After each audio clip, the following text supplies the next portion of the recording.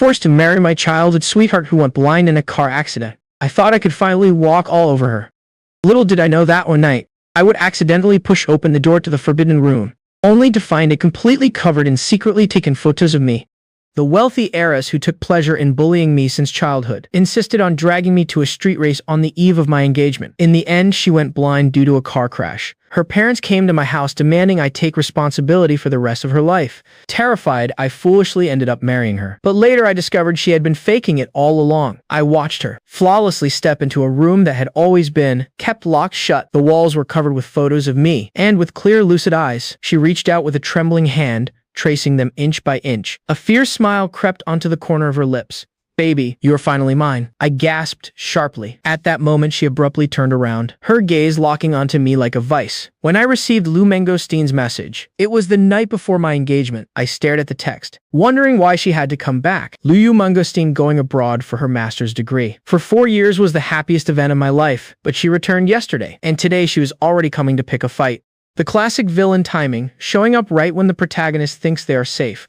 I peeked outside through the window. She was leaning against the door of a Rolls-Royce, exuding an elegant posture, as if sensing something. She suddenly looked up, casting a glance in the direction of my room. I quickly hid behind the wall. I typed out a reply. I caught a cold, then deleted it. Typed, "I have diarrhea," and deleted that too. Lou Mangostein was never someone easy to talk to. There was nothing she could not accomplish once she set her mind to it. Plus, she was so fierce, looking at people as if she wanted to devour them. Just seeing her scared me. She looked a lot like her mother. Her mother was a classic beauty, and adults always said she had a pair of smiling peach blossom eyes, but I knew better. Her peach blossom eyes held nothing but an icy gleam. Why did she always single me out to bully? I thought with a hint of self-pity, everyone is grown up now. We are not kids anymore. Why should I let her push me around? I was just about to type, "I'm not going.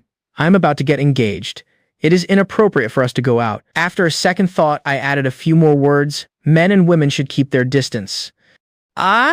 Yes, the ultimate invisible shield of morality that never actually stops the obsessed antagonist. I hesitated on whether to hit send, rebelling against someone who has held a dominant position over you. Since childhood is truly not easy. If only I had stood up to her earlier, then I would not be so afraid of her in my heart. While I was agonizing over it, a knock sounded from outside my door. "Lou Mangostein is waiting for you outside. Why have not you gone out yet?" It was my mom, sounding highly irritated. I'm not opening the door, and she can't hit me anyway. My heart swelled with grievances. If my parents had not been so irresponsible toward me, how could I have so easily been bullied by Lou Mangostein my whole life? I decided to ignore her, hit send on the message, and resignedly buried myself under the blanket. I just did not believe that by disobeying her now, she could actually beat me up. I was a grown adult. No one could control me anymore. Famous last words spoken moments before disaster strikes. Besides, I was getting married. Once I was married, I would be able to get the 50 million family starting fund my grandfather prepared for me. By then, I could be financially independent. I would not pay attention to anyone, not even my parents. I would block them all and let them wallow in regret. Thinking about this brought a sense of vindication. Yet, I was simultaneously crying from sorrow. But just as I reached out for a tissue to wipe my tears, the blanket was flipped open, and I glared over in anger, only to find it was Lou Mangostein. She was sitting on the edge of my bed, looking at me with a smirk. My fury vanished instantly.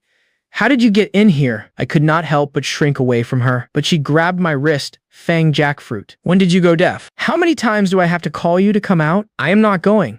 Her voice was icy. "Say that again. Even if I say it 100 times, I'm not going." I gathered a bit of courage. "I'm getting married. I am an adult now. Do not even dream about bullying me like before." The narrator's courage bar is currently running on pure, unadulterated delusion. She chuckled. "Very well, you have grown a temper." Saying that, she pinched my chin, leaning in to kiss me. I widened my eyes, staring at her in sheer panic. When we were kids, wherever she wanted to go, she insisted on dragging me along. If I refused, she would threaten to kiss me. Now she was repeating her old tricks. She even mentioned how much the Song family valued their reputation. Tell me, if their family found out about our little affair before the wedding, what do you think would happen? Would you still be able to touch that family fund your grandfather left you? I turned my head away and muttered softly, "I will go out with you right now." She released me, openly sitting in my room and casually inspecting it. When we went downstairs, my parents were in the living room. My younger sister was right beside them. The family of 3 was chatting about something. Seeing us come down, my mom happily said to Lou Mangostein, "Oh my, it is a good thing you and Fang Jackfruit are so close. He stays cooped up all day without speaking a word."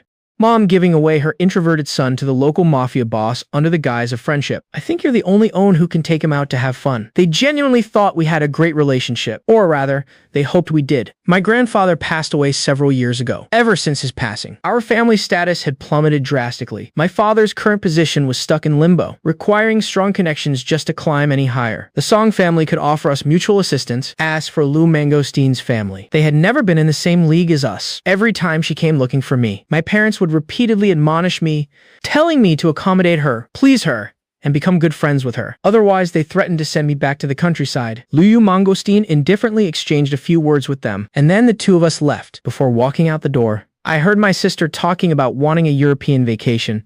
My father mentioned he could not travel abroad, while my sister kept insisting he had to go with them.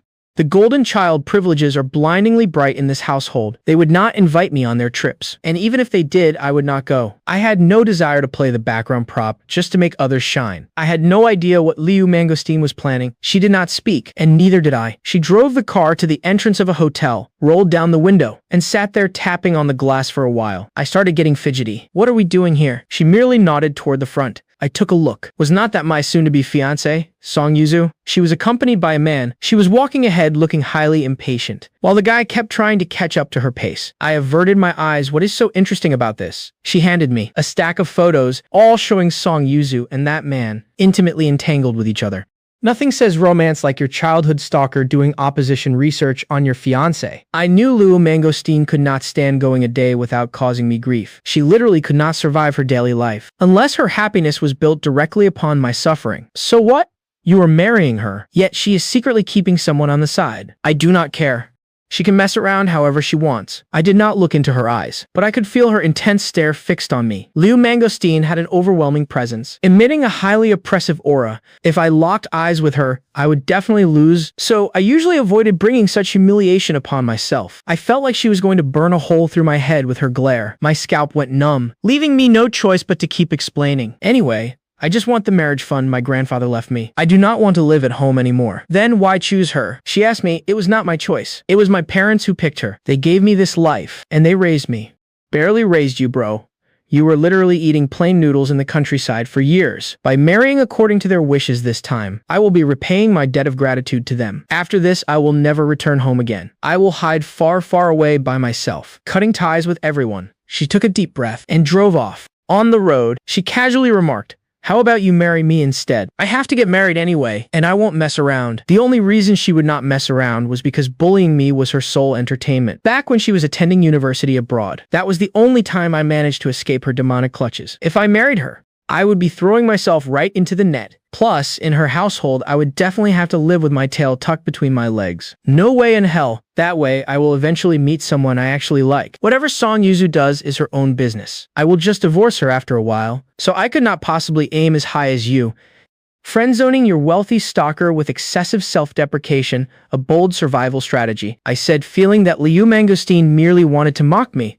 In the past, whenever we hung out, she had dropped numerous hints, for instance, suddenly leaning close to me, or sometimes attempting to hold my hand. Even though my family was not as well off as hers, we all grew up together in the same prominent compound, so we were acquainted and had some ties. Back in high school, she even wrote me a love letter. It was unsigned, but I knew perfectly well it was from her. That day, while walking home, I rummaged through my bag on the street hoping to grab KFC, and discovered that very love letter. I skimmed it briefly, then tore it to shreds and tossed it into a roadside trash can. And her car happened to be trailing right behind me at that exact moment. After that incident, she ordered me around relentlessly. Sometimes she even looked at me with a gnashing hatred. I both feared and loathed her.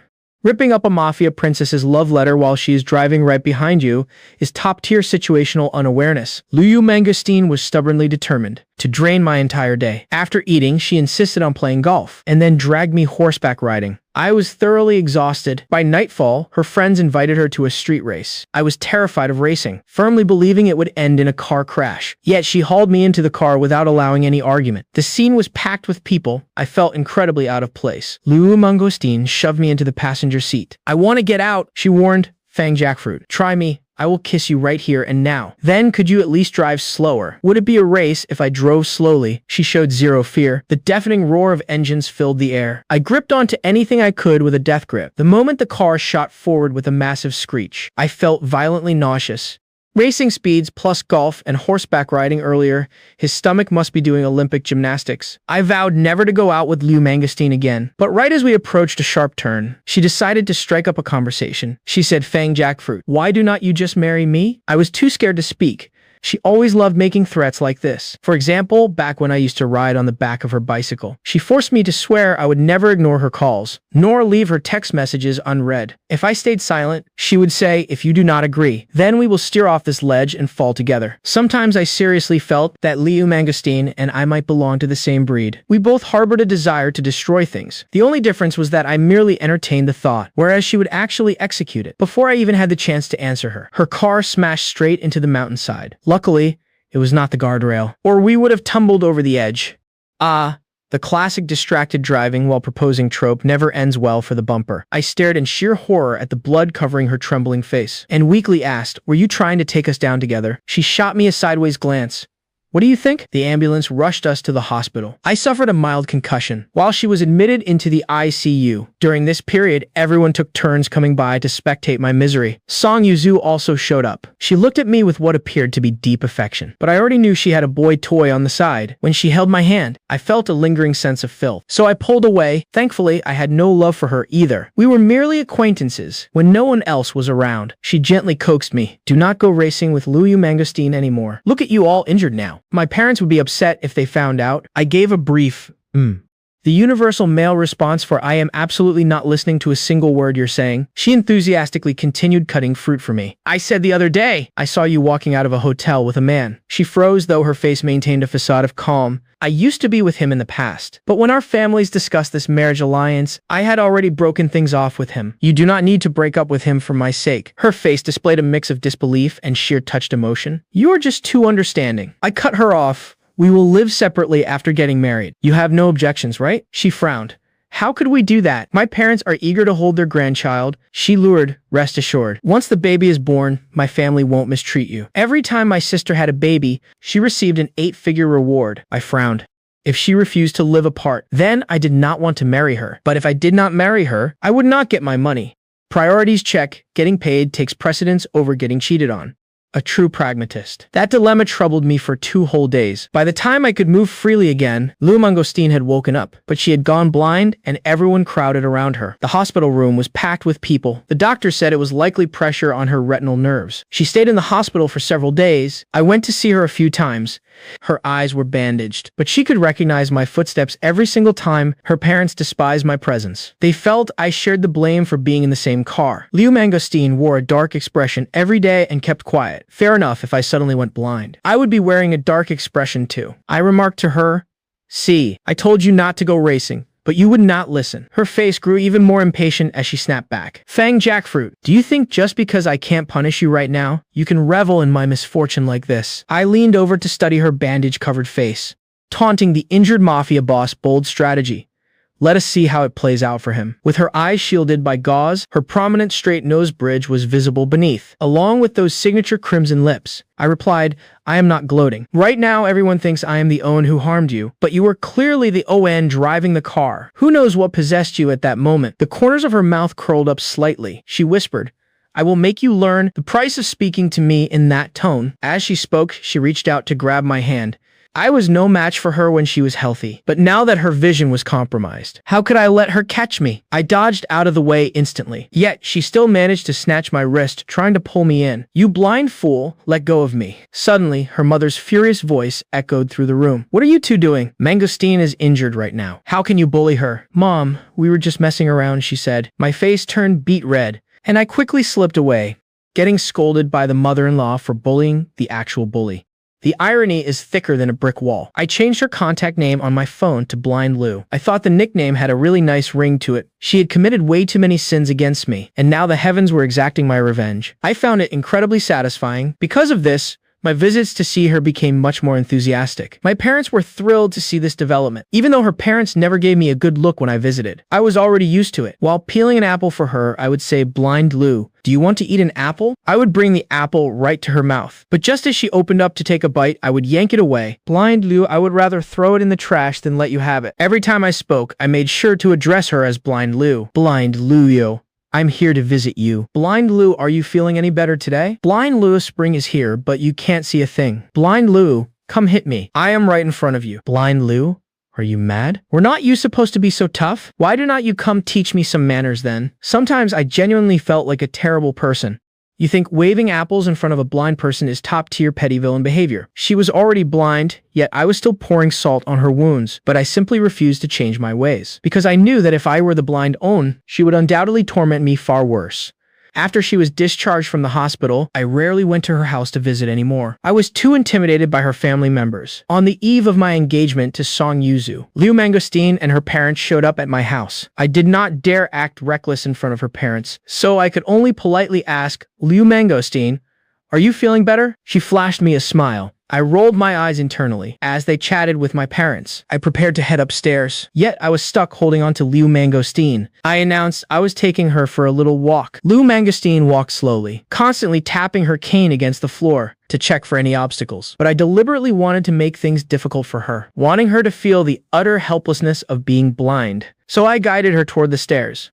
Guiding the blind girl directly to the staircase, this romance's own bad step away from becoming a true crime documentary. As we reached the staircase landing, their conversation drifted over clear and straightforward. Her mother stated, now that Mangosteen has lost her sight, Fang Jackfruit definitely bears a certain level of responsibility. Her father added, we are not here to assign blame. However, Mangosteen needs someone to take care of her, and she also needs to get married. Her mom continued, Mangosteen and Fang Jackfruit grew up together. Your alliance with the Song family has not been publicly announced yet. Just let Fang Jackfruit marry Mangosteen right now. After all, if they had not gone street racing together, none of this would have happened. I stared at them in pure terror. My parents were smiling so widely their eyes were squeezed shut, likely thinking they had finally latched onto a massive tree of wealth. But I just wished I could melt into the wall and disappear. Meanwhile, Liu Mangosteen turned her head in my direction. The corners of her lips curled upward as she whispered softly beside my ear, surprised, baby. A chill shot straight down my spine.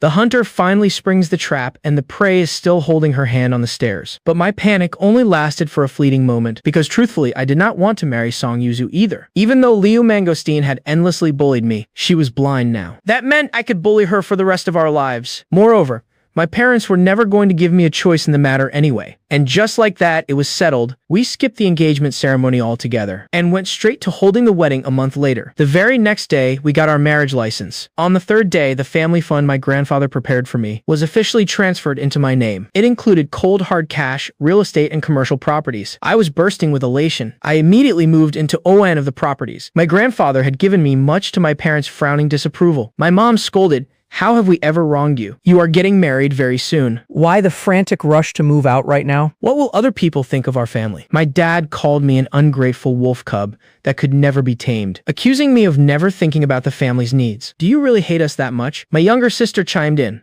Brother, why do you have to insist on making mom and dad angry?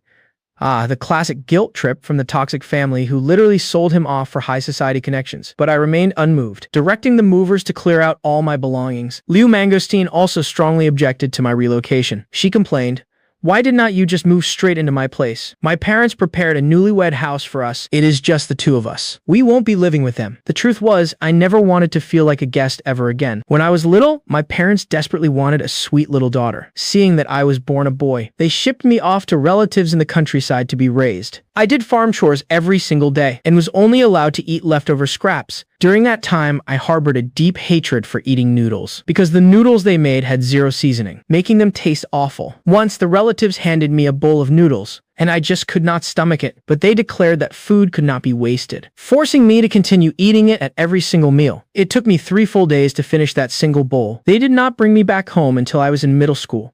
3 days on one bowl of noodles, that is not a meal, that is an intense psychological hostage situation. My sister was 5 years younger than me. After I returned, she felt I was there to steal our parents away from her. She hit me daily. The moment she saw our parents, she would burst into loud theatrical tears. I endured the humiliation for a period of time, until I finally realized that my parents would never love me, just because I swallowed my pride. So whenever my sister laid a hand on me, I would viciously slap her right back across the face. I remember the most severe incident clearly. I outright shoved her down the stairs. She tumbled all the way to the bottom. I thought I would be terrified. Instead, My dad struck me twice across the face, giving me a bloody nose. My mom relentlessly beat me as well. Yet I felt exceptionally calm. I even ran away from home for 2 days, until they reluctantly went to the police station to pick me up. Actually, after I grew up, I could understand it too. Owen was a son who had not been raised by their side, gloomy and sullen all day long. The other was a sweet-talking daughter raised right beside them, the Owen they had longed for. Anyone with a brain could tell which way the scales of affection would tip.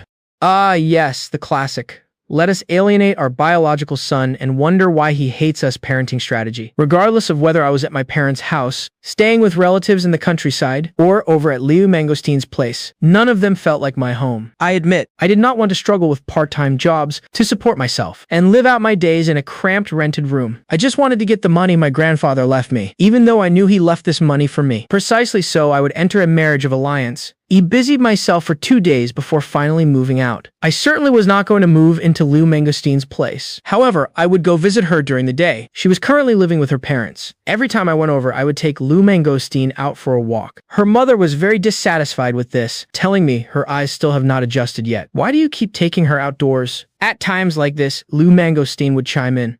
Mom, I want to go out for a walk too, so I would lead her down the street. She would tap the ground with her cane while asking Feng Jackfruit, "Are you trying to murder me?" I gave a cold snort, and then continued to guide her straight into trees. The level of petty revenge here is truly inspiring for us all. But every time, she would reach out to feel the space ahead, asking me, "How are you leading the way? Are you the blind Owen, or am I?" Sometimes I wondered if she was faking it because I had not managed to trick her a single time. Yet she genuinely looked the part of a blind person. Song Yuzu even came to me, claiming she truly liked me. Now that Liu Mangosteen was blind, there was no need for me to marry a blind woman. I told her to go say that to Liu Mangosteen's face. She walked away dejected. I watched her retreating back, spitting out a curse that none of them were good people. Under the demands of Liu Mangosteen's parents, I packed a few clothes and moved into the newlywed house with her. She remarked, "Are you treating this place like a hotel?" I scoffed and replied, "You're a blind person now. If you do not keep your tail tucked between your legs, I will teach you a fierce lesson." She raised an eyebrow and asked, "How exactly will you teach me a lesson?" "By starving you." She mentioned she disliked having outsiders in the house. The servants would only come to cook and clean up. Thus, most of the time, it was just the two of us at home. My favorite activity was taking her out for walks, because watching her walk like a blind person was highly entertaining to me. She would constantly tap the ground with her cane. I asked her, "What will you do for the rest of your life?" "What else can I do? I will just latch onto you tightly and make you take care of me." I pursed my lips and smiled. "By then, I will bring my lovers home, and you won't even know I'm cheating on you." Openly threatening infidelity to a possessive heiress is certainly a bold life choice. Her hand reached out and grabbed my neck with unerring accuracy. I jumped in fright, waving my hand in front of her eyes, but she did not react. "If you actually do that, I will strangle you." After dinner, she said she wanted to take a shower, then go wash up. I said with forced nonchalance, but she replied, "I need your help. However you washed up at home is how you will wash up now." I was familiar with my own home's layout. I am not familiar with this place yet. What a handful. I supported her into the bathroom, explaining to her where everything was, pointing out each item. Then I handed her the shower head and prepared to leave, but she pulled me back. "What are you shy about? We are married now." "Who says I'm shy? I just can't be bothered to help you bathe." "You're taking advantage. Fang Jackfruit. You have got a lot of nerve. Right now, you're the only Owen I can rely on." Do you have any conscience left? I could not see even a shred of her pride. Did not they say people who lose their sight try desperately to prove they can live a normal life? Why did she insist on acting like she had amputated limbs? When she took off her coat to reveal her upper body, I stared unblinkingly for a moment. "Are you satisfied?" The blind girl perfectly timing her dialogue to his ogling is a massive red flag right there. I gave a dismissive scoff, and then she took off her inner clothing too, without any hesitation. I glared at her. "Who told you to take that off? Put it back on immediately. Take a shower with your clothes on. Let me see you wash up like that. Even if I did wash like that, you would not be able to see it." "Blind Luo." She changed her tone. "Then you should undress too. Let us shower together. I can't see anything anyway. In your dreams." I could finally tell she was doing this on purpose. I stepped outside the glass door, waiting for her to finish washing on her own, before handing her a bath towel. I must admit, Liu Mangosteen had a great figure. I helped her walk out. In the middle of the night, she called me husband. "Hurry up and help me." I need to use the restroom. I angrily rolled out of bed and went to her room. After she was done, I escorted her back to bed, but she grabbed my wrist. "Are not you going too far? We are newlyweds and you are leaving me alone in this room." I used my other hand to try and scratch her. She anticipated my move, pinning both my arms securely behind my back. She actually used to practice taekwondo. I immediately started twisting and struggling. She held me down saying, Relax. What could a blind person possibly do to you? Famous last words right before the plot shifts from drama to psychological thriller. But we are married now. Should not. We cultivate some feelings for each other. Hey, I cursed out loud, panting heavily. Tomorrow, I'm going to starve you to death. I will lock you in this room and never let you out. I will go buy iron chains to lock you up. Just you wait. You damn blind bat. You are blind, yet you still won't behave. She chuckled from above me. Well then, I definitely can't let you go now. She firmly pressed my head down with her leg, hugging me tight to prevent me from moving. Feeling her soft body against mine, I felt like I could hear my own heartbeat. Then she deliberately started teasing me. I fiercely cursed, pervert. I just like you, husband. Heh, right? All right, let us sleep. We will have to share a bed from now on. We are husband and wife after all. And then she kissed me forcefully. Task failed successfully. He tried to threaten her with chains and got a kiss instead. We did not speak for at least half a minute. Our lips just pressed together. She used to threaten me all the time, saying she would kiss me if I did not obey. But she had never actually done it. It is true what they say, barking dogs seldom bite. I was stunned for a long time. If you speak like that again in the future, I will assume you're begging for a kiss. I let out a fierce snort. My first kiss. I never expected kissing to feel like this. Her lips were soft and warm. When I woke up the next morning, Blind Lou was still holding me. I gave her a hard push. Blind Lou, are you still sleeping? Get up right now. She seemed to be in a very good mood as she said, "Good morning, husband." Do not call me husband. I pushed her away and rolled out of bed. I spat bitterly. You're just as annoying blind as you were before. I helped her wash up and went downstairs to eat, only to see her mother sitting in the living room. I whispered, "Your mom is here." She called out to the empty air, "Mom." I followed suit and called out, "Mom." Her mother said, "I am taking you to the hospital for a checkup today." While we were eating at the table, her mother's eyes kept darting between us. I quickly shoved another steamed bun into her hand. She does not really like steamed buns. Feed her some porridge. Okay, Mom. I shoved the tip of a dumpling into my own mouth and proceeded to feed Blind Lou the porridge. Her mom waited nearby. I asked your Uncle Shu. He said a situation like yours should not even be happening. If there was temporary blindness, you should have recovered by now. I do not understand why you still can't see. Fang jackfruit, you are feeding it into her nose. Weaponized incompetence reaches a new peak when you spoon-feed porridge into someone's nostrils. I took a look, and it was true. I was too busy listening to her talk to pay attention. I felt I was being way too careless. Her mother kept urging us to move back home so she could help take care of Blind Lou. But Blind Lou insisted we wanted to enjoy our time as a couple. The doctors were helpless regarding Blind Lou's eyes. They just prescribed some medication, and then we went back home. For the next period of time, the two of us mostly stayed in our newlywed home. When I had free time, I would go to the studio to paint, while she listened to audiobooks in the study. If she needed anything, she would call my phone. During meals, I had to feed her, but I would only feed her the things she hated eating, like carrots, leafy greens, pork, and so on. Sometimes I felt a bit sorry for her and would feed her some of the good stuff. When it was time to sleep, she insisted on sharing a bed with me, claiming we needed to nurture our relationship. I figured since she was blind, she posed much less of a threat to me. Plus, since we were already married, we would have to have a kid eventually. So after sleeping in the same bed for a few days, we quickly ended up rolling into each other's arms.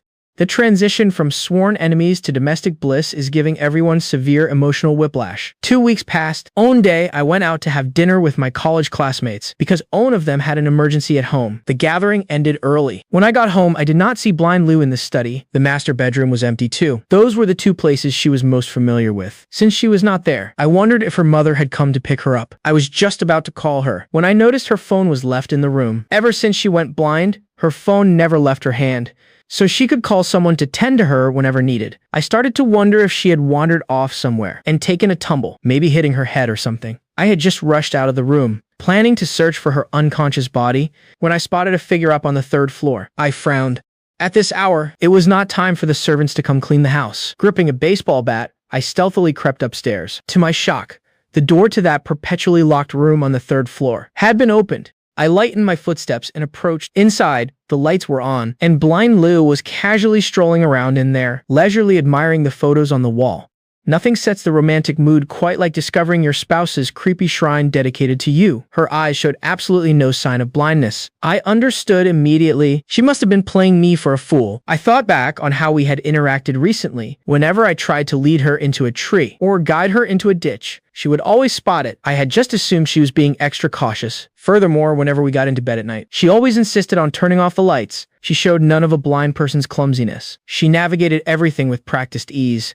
Yet she still ordered me around to feed her and serve her while she bathed. But my anger extinguished in the very next instant because my gaze followed hers to the wall, and I was utterly dumbfounded. The wall was covered wall to wall with photos of me. Not only were there various pictures from my middle and high school days, but there were also photos from my college years. Judging by the angles, they were all secretly taken because I looked foolish and clueless in many of them. I was so terrified I did not even dare to breathe. Was Liu Mangosteen actually a full-blown psychopath? In the past, even though I hated her for always forcing me to do stupid things with her and wasting my time, I still thought she was a normal person with just a mild case of craziness. I never imagined her illness ran this deep. A chill ran down my spine. I did not know if she harbored some kind of twisted fetish, like being a homicidal maniac who liked turning human skin into specimens or drilling holes into people's skulls to scoop out their brains for a snack.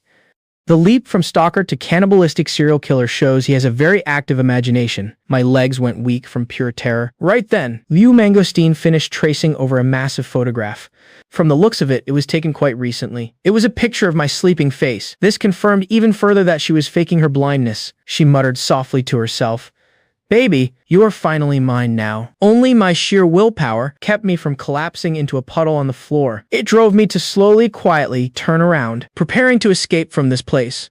Regardless of where I would run to, getting out of here first was the top priority. Amidst my chaotic thoughts, I finally realized why Liu Mangosteen refused to have live-in servants and refused to live with her parents. With just the two of us at home, if she suddenly decided to murder me, I would not have a single soul to cry out to for help. Sure enough, her terrifying nature had always been there. Faking her blindness earlier to lower my guard was truly a trap to lure me in. She was willing to go to extreme lengths. She did not just play 4D chess.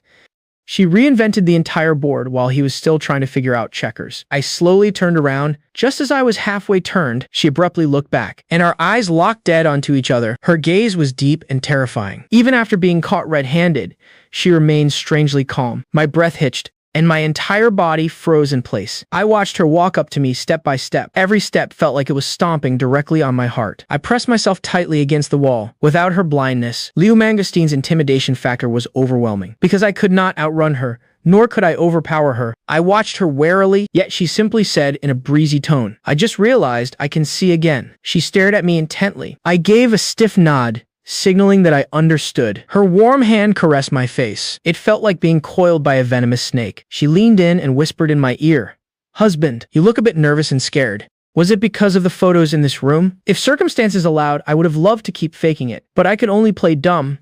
The most terrifying kind of honesty is when the villain casually admits to gaslighting you for months. "When I just came up here and saw you, were you all right?" I was startled for a second. "Is there something in there? Should I go take a look?" She stared fixedly at me. I gulped hard and replied, "When you were blind, I said some pretty nasty things to you. I was just so tense because I thought you were going to retaliate. You would not be petty enough to actually get revenge on me, right?" "Of course not." She let out a breathy laugh. With one hand, she pulled me against her body, and with the other, she slammed the door shut and locked it. She grabbed my hand and led me forward. "I already told you, we are husband and wife now. I could not possibly love you enough." My entire body was fraught with tension, but since she claimed she was cured, this needed to be reported to her parents immediately. She kept a tight grip on my hand, simultaneously making a phone call and observing me. I did not dare to act out of line in front of her anymore, though my smiles were incredibly forced.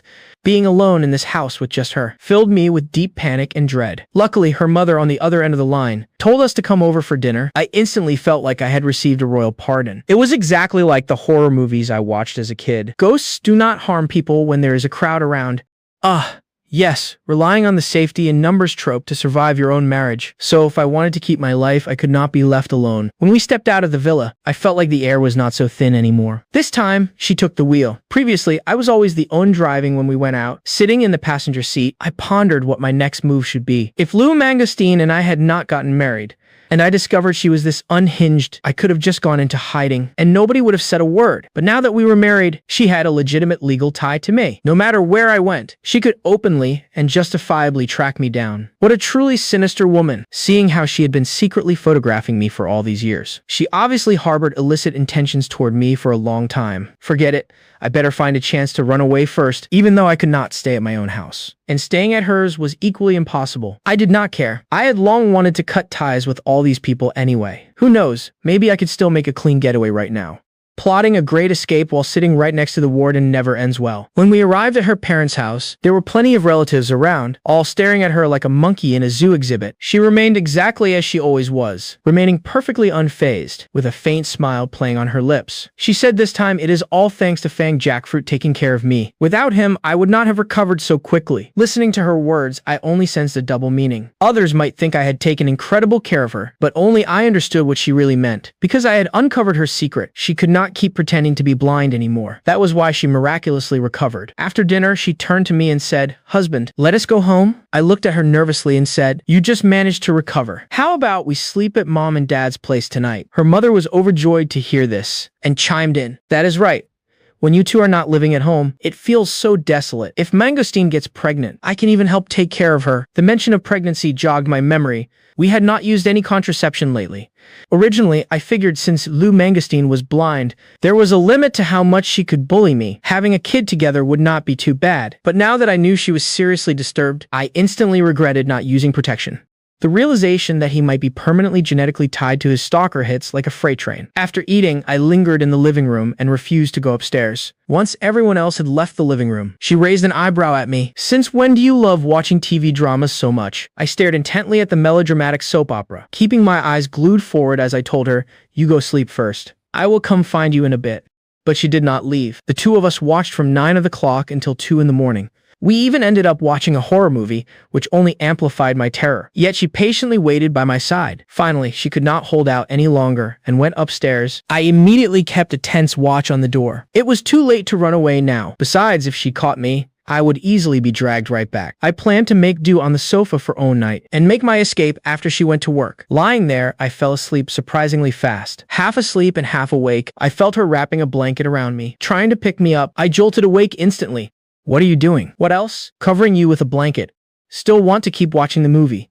Nothing says romance like a 2 a.m. standoff over a blanket and a horror movie. I immediately sat up and forced my eyes open to watch the movie, then just lie back down. Saying that, she wrapped her arms around me. My whole body stiffened. I figured she probably would not try anything right now. Since we were at her parents' house, comforted by that thought, I drifted off to sleep with ease. When I woke up the next day, I found myself lying on a bed. It was Lou Mangosteen's room, but the space beside me was empty. I quickly locked the door from the inside and scanned her room for anything unusual. In the end, I found nothing out of the ordinary. She hid her secrets incredibly well. When I went downstairs, her mother treated me with utmost warmth, constantly asking if I had slept well and repeatedly thanking me for taking care of Lou Mangosteen. I asked her, "Has Mangosteen ever seen a psychiatrist in the past?" She looked at me with deep confusion, and her expression swiftly cooled.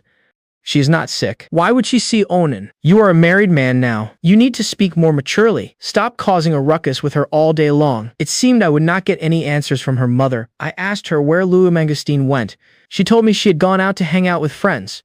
Lou Mangosteen had also mentioned that we would not start working until after we held our wedding ceremony. Furthermore, we were supposed to go on a honeymoon after the wedding. Just thinking about it was terrifying.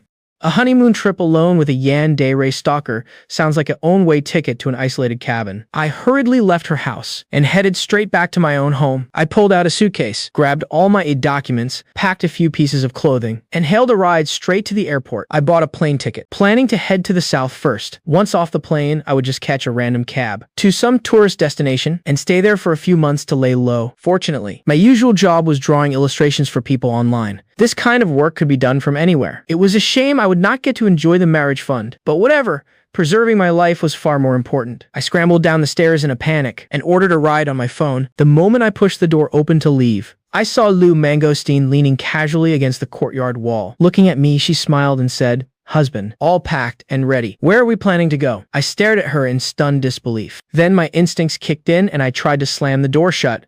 But she was much faster than me. She gave the door a hard shove and squeezed her way right in. The airport was never an option. "You are playing a survival horror game on the hardest difficulty, my friend." I was secretly dialing the police on my phone behind my back, while saying, "What are you doing? I should be the Owen asking you that." Packing your bags, buying a plane ticket. Do not tell me you were planning to run away on the eve of our wedding. I was momentarily speechless. Staring at me, she snatched my phone away and hung up the call I was dialing. Terrified, I said, "Lou Mangosteen, let us talk this out calmly. After all, we grew up together." She looked at me seriously, Then come back with me right now." Saying that, she grabbed my suitcase and dragged me back to her house. "Why do not we go live with your parents instead? You are their only daughter. They will be so lonely if you leave." She shot me a glance. "We will move back when we have a child. If you are willing." I secretly thought, she still wants to have a child with me. Could it be she does not want to kill me? But a psychopath's mental state is highly unstable.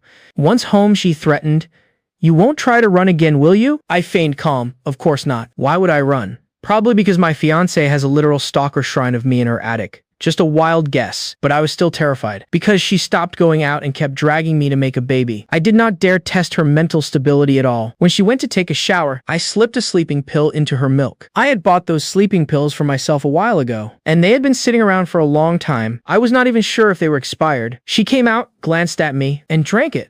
Once she was asleep, I immediately got up and went to the garage to take her car. I did not take anything else with me. Yet when I drove to the gate, the iron gate was locked tight. It was not locked when we came back. "Can't you just behave yourself?" Hearing that gloomy voice, I turned around and saw Lou Mangosteen again. Her brows were furrowed darkly, looking at me with deep, piercing eyes. It was a dark and windy night, with silence and pitch blackness everywhere, and she was unfazed even by a sleeping pill. I swear yanderes are biologically immune to sedatives and locked doors. It is literally in their DNA. I was horrified. "Are not you tired enough? I just wanted to go out for a drive." She forcefully dragged me back inside the house, and even brought out a set of handcuffs and foot shackles to put on me. I glared at her resentfully. "You saw the photos in that room, did not you, baby?" "What room? What photos?" "Taking what photos?" I stammered, trembling. "You're still in the mood for roleplay. But could you at least unlock my feet? Otherwise, would not it be a bit inconvenient?" She gritted her teeth, dragging me straight up to the 3rd floor. As everyone knows, in movies, when the villain stops pretending to be the good guy, that is when the protagonist gets tortured. I immediately backed away, but she insisted on dragging me along. All I could do was hug her thigh tight. Yes, the dignity of the male lead has officially left the chat, replaced by pure survival instinct. "Wife, I was wrong. I will never leave again." Really, please? Just do not kill me. "From now on, whatever you say goes. I swear I really mean it. My life is so bitter." Out of the wolf's den, right into the tiger's mouth. She crouched down and looked at me. With a faint smile, she said, "Now you're acting cowardly. When I was pretending to be blind, you had the nerve to walk all over me, calling yourself brave. Look at you now, clinging to life and terrified of death." She still dragged me upstairs into that room. The moment the lights turned on, I saw the walls plastered with photos again. It was enough to trigger my trypophobia, my scalp tingling as I stared at those pictures. I felt that sooner or later she would turn me into a taxidermy specimen. I hesitantly asked, "Since when did you become such a creep?" She chuckled softly, pinching my chin. "Since the day I met you." The classic yandere confession, where love at first sight actually means stalking at first sight. She leaned close to me, whispering slowly into my ear, "If you had not discovered this room, and if you had not been courting death by trying to run away so many times, I would not have thought about locking you up. Baby, let us not do this. We are already married, and our wedding is coming up soon. Is not this a bit inappropriate? When you were planning to run away, was not that also inappropriate? I was literally locked up by my new wife. I could not believe it. She confiscated all my communication devices, and even padlocked the front door. When she was home, my hands and feet could be free. When she was not home, I had to wear the foot shackles. She said I was too unruly, but our wedding ceremony could not afford any mistakes. The day we went to shoot our wedding photos, she kept her eyes glued to me the entire time, leaving me no chance to escape. She had not turned me into a specimen yet, but I felt the day was fast approaching. Bro is more worried about becoming a museum exhibit than his actual wedding. Even when I went to the restroom, she would wait outside. If I did not know she was crazy, spending day and night together like this, I definitely would have developed some genuine feelings for her. I did not dare fight back, because I was afraid she would kill me. It seems my intuition growing up was right all along. Lou Mangosteen was indeed terrifying. That was why I had always tried to avoid her. In the end, I failed to escape on the day of the wedding. I kept fantasizing that, when the time came to say our vows, I would bravely declare I do not. And then, amidst the shocked stares of the guests, I would sprint out of the wedding venue. However, looking at the vibrant floral arrangements everywhere, with white veils fluttering in the breeze, sorrow welled up within me. I could not shake the feeling that I was attending my own funeral. I had already lost all will to live, walking down the aisle looking like he is walking to the guillotine. Truly the romance of the century. Well, since I was already here, and there was no way I could outrun her anyway, I might as well just behave. Liu Mangosteen had already promised me that as long as I behaved well, she would not lock me up anymore. Her definition of behaving well was simply being a docile husband to her. Liu Mangosteen's eyes actually welled up with tears. She was moved by her own scheming brilliance. She had finally tricked me into her cage, leaving me at her mercy. I wore a look of utter defeat as I slipped the ring onto her finger. When she kissed me, she whispered softly, "Smile a little, husband. We are married now." Later, we went on our honeymoon. Liu Mangosteen's love for me was incredibly deep, and it had never once wavered. She had always wanted to possess all of me. I used to think that I would never fall in love with anyone in my life, because I was deprived of love since childhood. Whether from my parents or my relatives, I never felt a shred of care from them. This caused my childhood to remain trapped in the shadows. Even this marriage was nothing more than a tool for a family alliance. I simply did not have the right to pursue happiness. He finally gets a taste of Stockholm Syndrome, sprinkled with a heavy dose of childhood trauma. For the sake of their own social standing, they could casually arrange my marriage partner. All because I was born with a handsome face. But I am quite fortunate to have met a woman who loves me more than her own life. I will try to love you until eventually we have the crystallization of our love,